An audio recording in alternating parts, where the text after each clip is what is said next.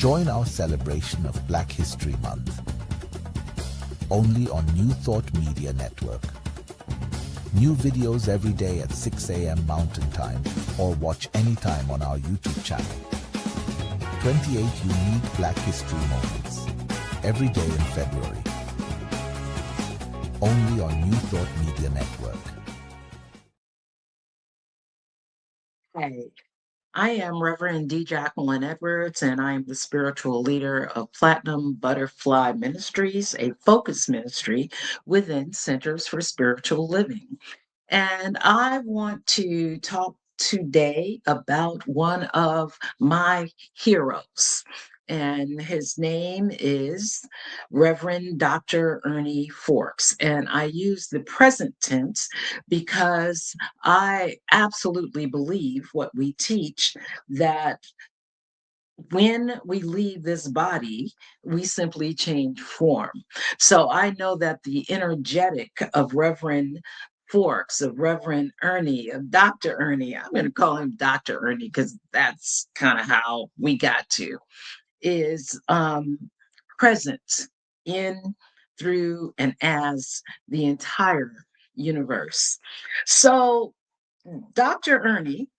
Ernest Forks and his wife, Rochelle Forks, were a power couple.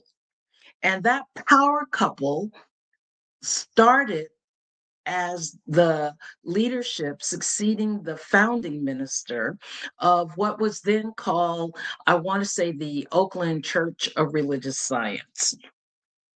And this community was blessed with having Reverend Forks and his wife, Rochelle, at the helm during the early, I'm going to say from around 1972, 73. When I got there, it was around 1974, maybe 75. Don't worry about how old I am. That's not your business. But it was around that period of time. And I was a machinist. So my being a machinist and Reverend Forks being a science of mind minister, an opera singer, a profound teacher, was a coming together of like minds in some respects and unlike minds in most respects. I came really because my mother sent me, but I stayed because Dr. Ernest Forks taught me the essence of religious science. He taught me and us what this idea of God is all there is actually meant. Additionally, he was a pioneer in making a pivot, in shifting.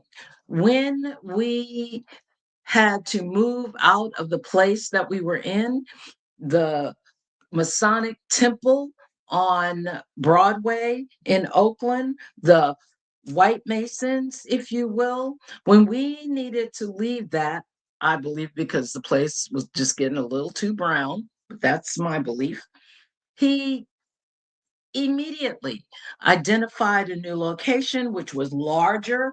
It was at the hotel on University Avenue, right at the freeway exit. Once we moved into that place, our numbers quadrupled, not just increased, but quadrupled. And we rented a house to hold classes in. And I see that as being just a marker of his ability to stay in, be in, lead from God is all there is, while addressing the issue that was right in front of him and us. He also, in his tenure with what is now Centers for Spiritual Living, then United Churches of Religious Science. He served as the youth education leader for the entire organization. He was active in developing curriculum and programs for all the churches that were then within the movement. And so I just invite you to join me in celebration of this powerful ancestor within Centers for Spiritual Living, Reverend Dr. Ernest Forks. Thank you, Reverend Dr. Ernie. Thank you. Thanks for watching New Thought Media Network's Black History Moments. Join us every day in February for a new Black History Moment, live at 6 a.m. Mountain Time or on our YouTube channel.